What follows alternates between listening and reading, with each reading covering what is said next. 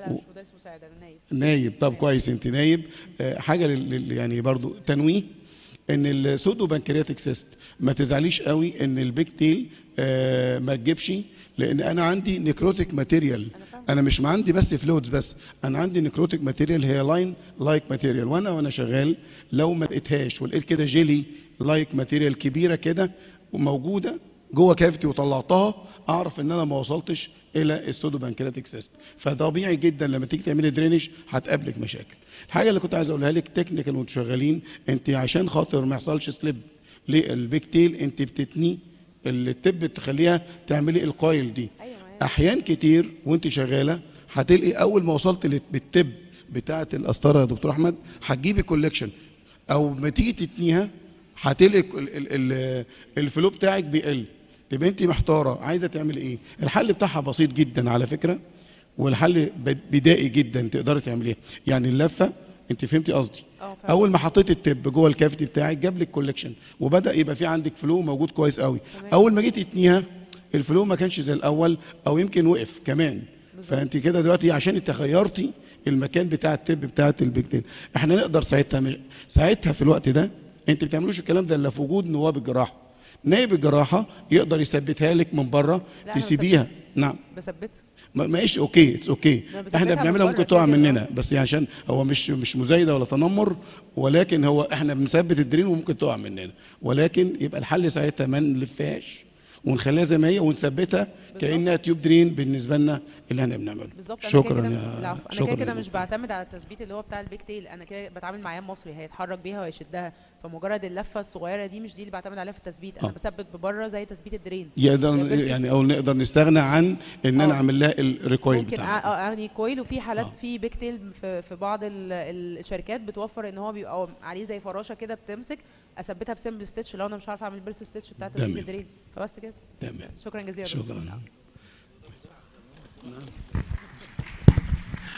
شكرا يا دكتوره فاطمه على البرزنتيشن الهايله. والمسك الختام بقى دكتور محمد عبد الباري هيكلمنا عن الراديو فريكوانسي ابليشن اوف بناين ثايرويد نوديولز. احنا بتوع جاسترونتولوجي يمكن يعني ايه كل اللي في دماغنا على الهيباتيك فوكال ليجن، لكن النهارده يعني على البناين ثايرويد نوديول، والسؤال بتاعه كود وي بريدكت اند اوفركم نوديول ريجروث.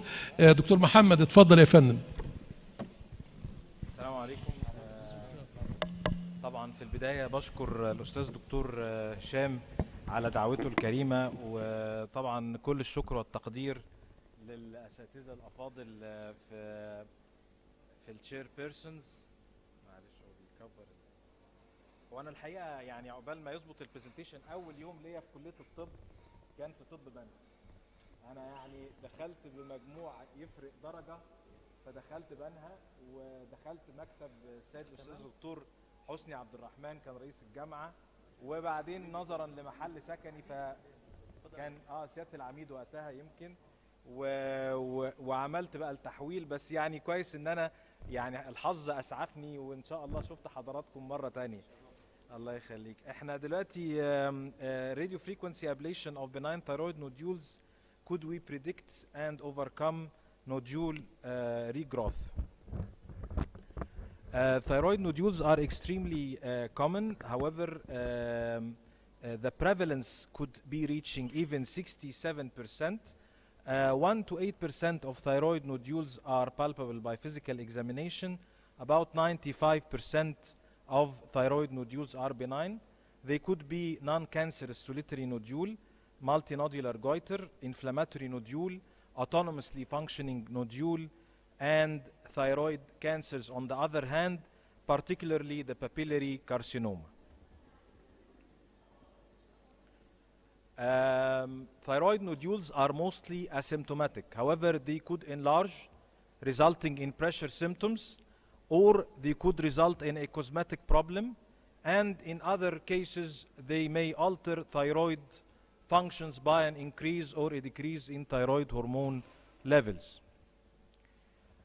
Many non-indicated thyroidectomies were performed until the ACR, the American College of Radiologists, established a reporting system for characterization of thyroid nodules based on the nodule composition echogenicity, shape, margin, and echogenic foci on ultrasound, where nodules having a score of 3 or more are considered to be suspicious.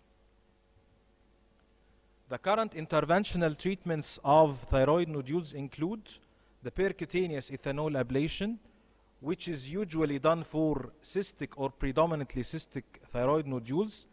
However, it is painful and we could require multiple applications or sessions.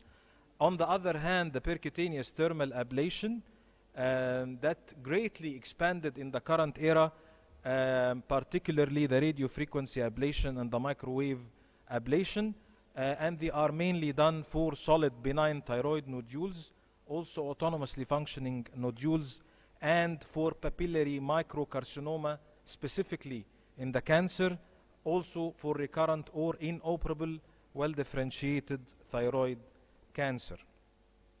The indications are extremely clear and extremely different from those of surgical excision in cancer. RFA has the advantages of being minimally invasive, easy procedure to perform. It reduces healthcare expenses. It has very good results. The post-procedural hypothyroidism is rare, and it has a low complication rate. So how do we select our patients for the procedure? First, we do a fine needle aspiration cytology, preferably twice. Then we should correlate this fine needle with the ultrasound appearance, as you can say that this nodule is benign. You can never tell that this nodule is malignant. On the other hand, this nodule is extremely malignant looking. You cannot tell that this nodule is benign. So after this, we just measure the nodule volume with this equation, and we assess the nodule vascularity, also the proximity of the nodule from the critical structures, namely the danger triangle, the esophagus, and the trachea, as well as the vagus nerve.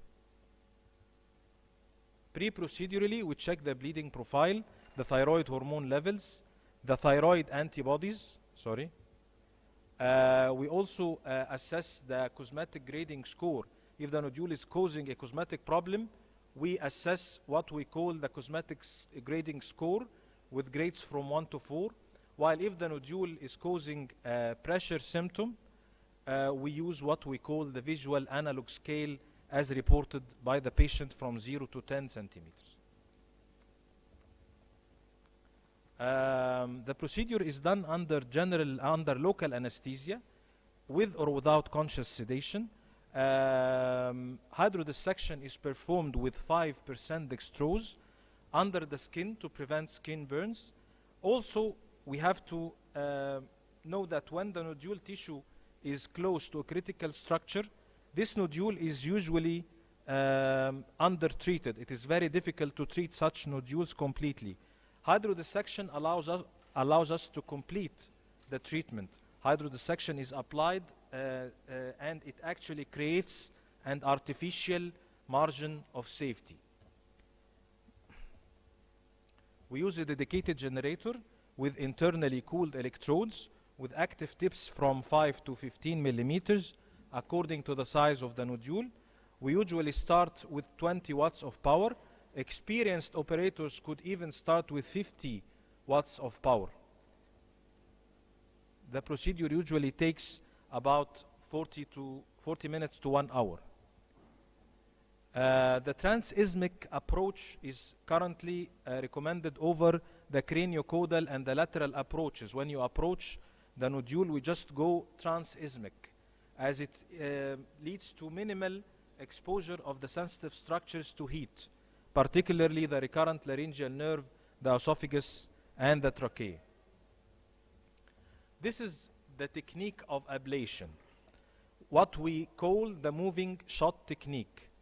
With this technique, we target each plane of the nodule while the electrode goes from the inferior pole to the superior pole and from distal to proximal, creating multiple mini ablations.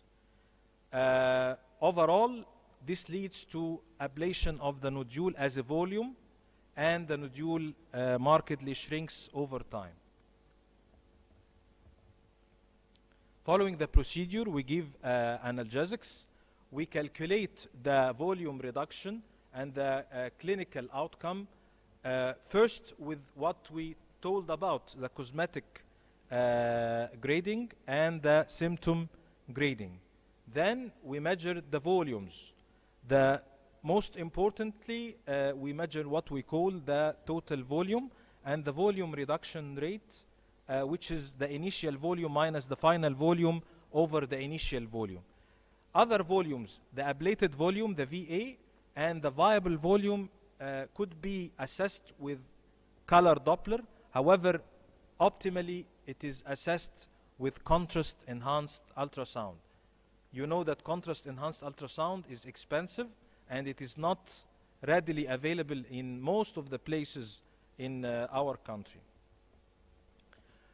However, contrast-enhanced ultrasound introduced novel quantitative indices. Most importantly, the initial radiofrequency ablation ratio, the IRR, which is the ablated volume over the total volume, and it is a predictive of how the procedure went well, how the procedure succeeded to ablate a big volume of tissue. The next index is the residual vital ratio, which is another quantitative index measured by the vital volume over the total volume of the nodule.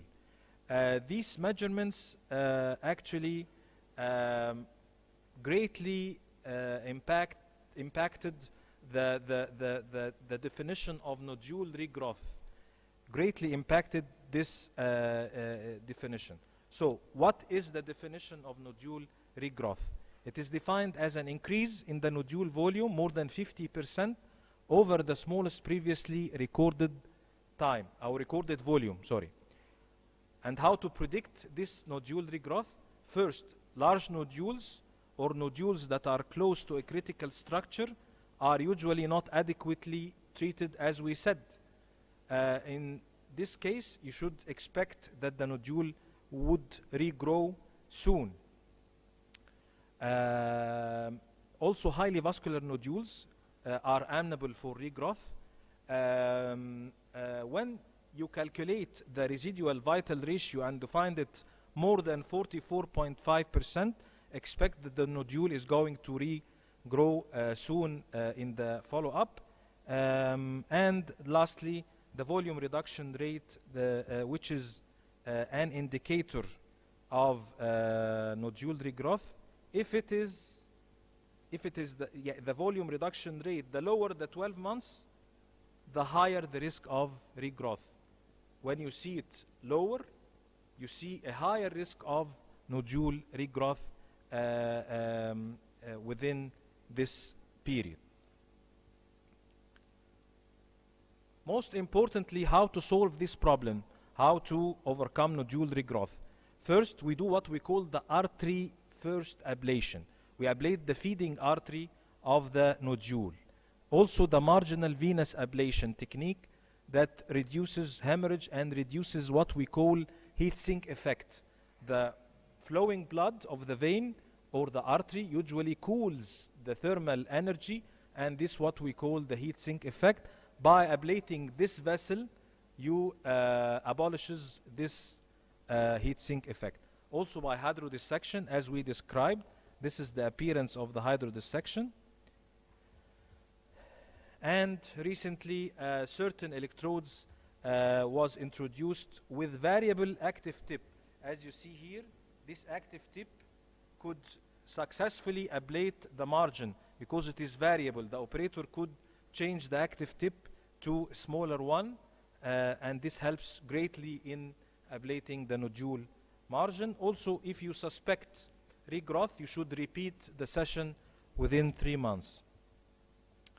Many study groups refer to nodule regrowth.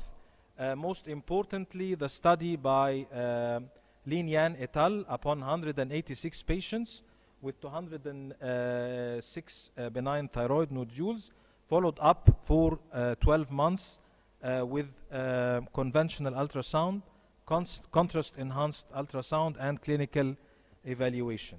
They stated that the RVR was not only an independent factor, but also an early quantitative predictor for regrowth. Similarly, in this study by Bernardi et al., retrospectively on 78 patients with 82 nodules, followed for 5 years after initial treatment, they measured the initial ablation ratio and they plotted statistical patterns and they concluded or stated that for the first time the initial ablation ratio is reproducible and it predicts the volume reduction and the likelihood of a retreatment session after 5 years from RFA. Here is some cases from my series. RFA of a left thyroid lobe nodule showing reduction in the nodule size with volume reduction rate of 42% at 6 months follow-up. Another case of a thyroid nodule with volume reduction rate 27% at 3 months. This nodule, I performed what I told you about, the artery first ablation. The artery first ablation and the venous and the marginal venous ablation. It helped a lot in the nodule shrinking. It reached actually 30% volume reduction after 3 months. And that's all. Thank you so much.